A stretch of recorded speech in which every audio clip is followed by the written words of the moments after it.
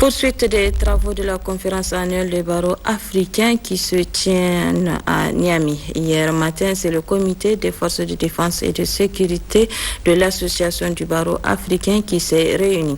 Objectif, concilier la lutte contre le terrorisme au respect des droits humains. Compte rendu, Mahmoud Idrissa Meiga et Hamidou Abdoulaye. Face à la problématique du terrorisme et de l'insécurité en Afrique et dans le monde, l'association du barreau africain, dans le cadre de sa conférence annuelle, dont les travaux se tiennent actuellement à Niamey, a mis en place depuis 2018 un comité des forces de défense et de sécurité. Au menu de la présente session de ce comité, comment mener une lutte coordonnée contre le terrorisme et l'extrémisme violent dans le respect des droits de l'homme. L'objectif poursuivi à travers ces assises d'une journée, c'est d'approfondir les réflexions sur les stratégies juridiques et militaires pour avoir une certaine coordination dans les différentes activités et choisir les meilleures stratégies qui nous permettent de juguler cette crise du terrorisme et de l'insécurité. Les terroristes, les bandits, les criminels essaient de piéger nos États en les amenant à agir comme eux. Or, nous savons que nos États ont des engagements par rapport au respect des droits humains, par rapport au respect du droit humanitaire international, au droit de la guerre. Cette session de formation qui regroupe à la fois forces de défense et de sécurité, juristes et avocats, anglophones et francophones des pays membres de l'association du barreau africain, vise donc à promouvoir la coopération civilo-militaire et d'en faire non seulement un cadre de réflexion sur la problématique du terrorisme, mais aussi un moyen efficace de prise de décision pour nos États dans le cadre de la lutte contre ce phénomène nébuleux. Car, il faudrait le souligner, au-delà de la paix et de la sécurité, le terrorisme menace dangereusement l'économie des États et des gouvernements des pays africains, des pays dont la croissance économique peine déjà à décoller.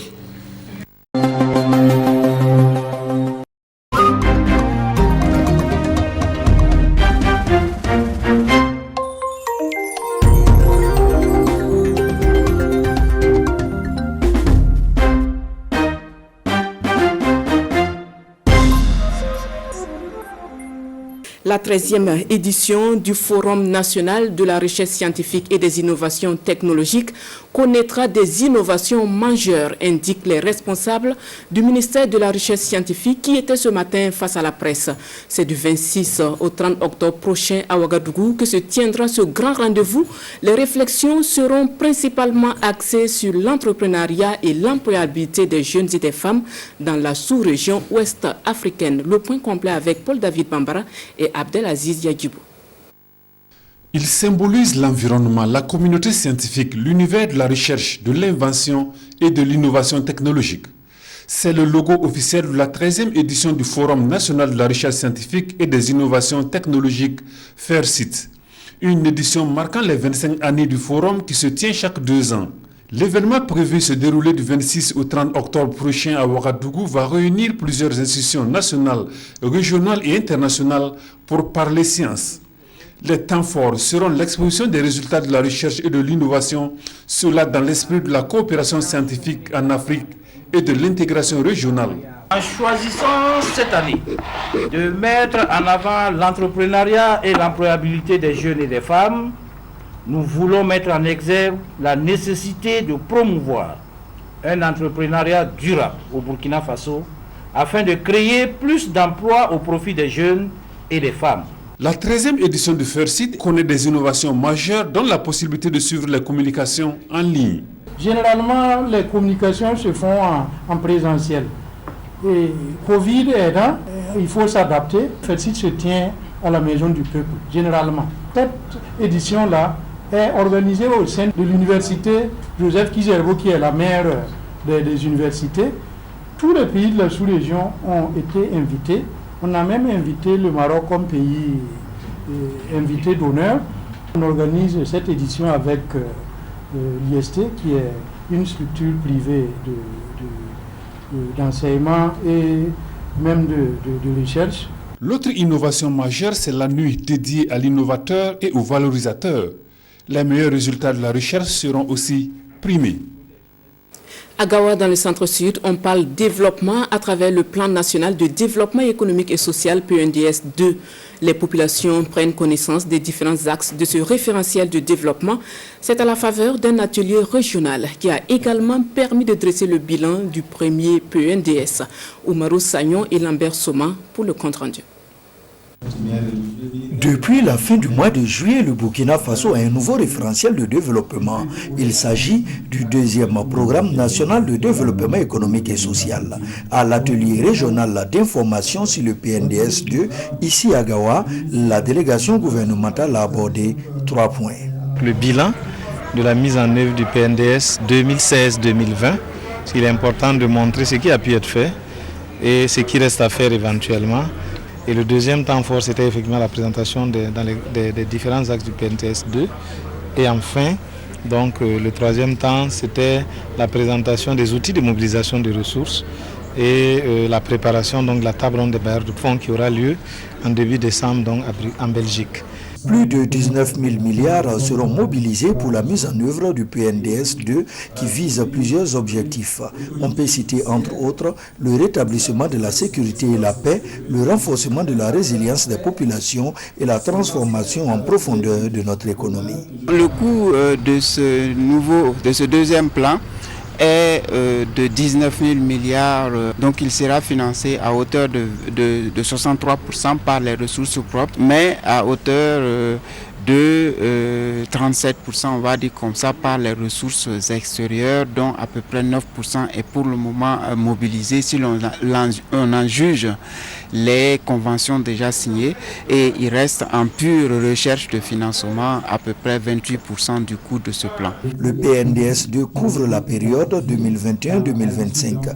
Pour sa réussite, des innovations sont apportées. Les aspects innovants en termes de mobilisation des ressources, par exemple la question de l'actionnariat populaire, les financements participatifs, mais aussi la prise en compte des questions de sécurité, des questions de paix, des questions de cohésion sociale dans la deuxième phase du PNDS.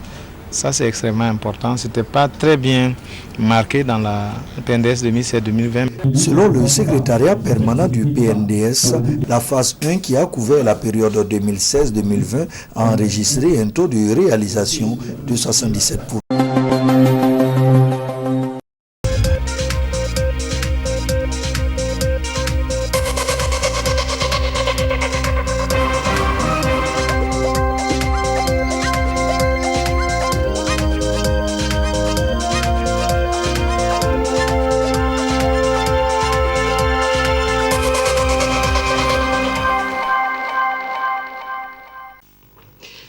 Au Togo, plusieurs ONG et associations viennent en appui à l'État en soutenant les populations pour leur permettre de mieux gérer la subvention qui leur est octroyée par l'État.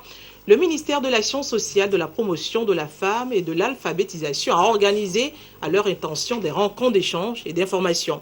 Ceux de la région maritime y ont pris part hier à Lomé. Les détails avec Serge Folly et Eliagba Nyandao. Elles sont au fond, partout au chevet des couches vulnérables. Les ONG et associations qui bénéficient des subventions de l'État font un travail remarquable sur le terrain, mais manquent de visibilité et de traçabilité, faute d'un cadre formel de partenariat avec le ministère de l'Action sociale. Aujourd'hui, la gestion des finances publiques a basculé dans le budget programme, ce qui impose dès lors un suivi plus rigoureux de la subvention octroyée à ces organisations de la société civile.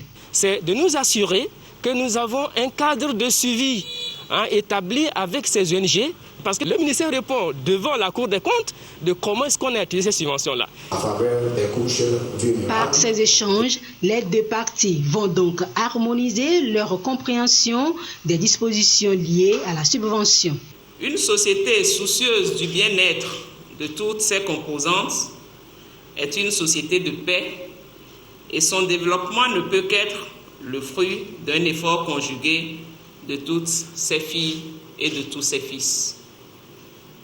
Aujourd'hui, plus que jamais, le gouvernement salue et apprécie à juste titre l'accompagnement des ONG et associations que vous représentez. et continuera de vous soutenir dans vos activités afin que les groupes vulnérables puissent bénéficier de l'assistance la plus étendue et que nul ne soit laissé pour compte dans notre pays. Après les acteurs de la région maritime, le ministère poursuivra ses concertations avec ceux des autres régions. Une nouvelle ère de partenariat s'ouvre donc entre l'État et la société civile.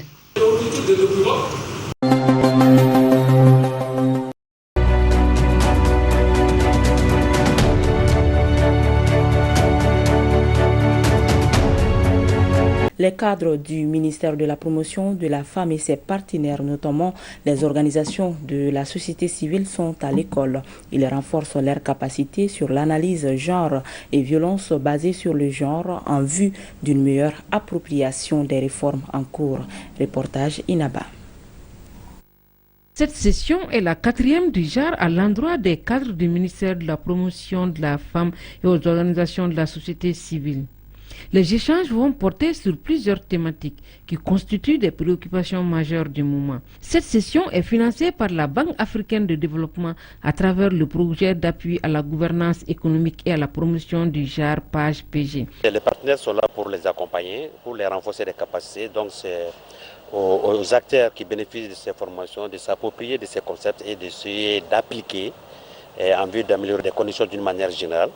Le genre en particulier. Donc l'appel que nous lançons aux autorités et surtout aux personnes qui sont identifiées pour participer à ces différentes formations, de faire une application judicieuse. Malgré la signature de plusieurs conventions par le Mali, les violences basées sur le genre sont toujours d'actualité dans notre pays. C'est pourquoi le département de la promotion de la femme est à pied d'œuvre pour trouver des solutions idoines à ces fléaux. Mon département s'est engagé dans des réformes ambitieuses, tant en termes programmatiques, législatifs qu'institutionnels, afin de réduire les disparités des genres et de se conformer à ces engagements internationaux dans le cadre notamment des agendas 2030 et 2050 de l'Union africaine et des objectifs de développement durable. Avec la crise multidimensionnelle qui sévit depuis 2012, les violences basées sur le genre sont très répandues dans notre pays. Le Fonds des Nations Unies a recensé plus de 13 800 cas, dont plus du tiers concernent les violences sexuelles.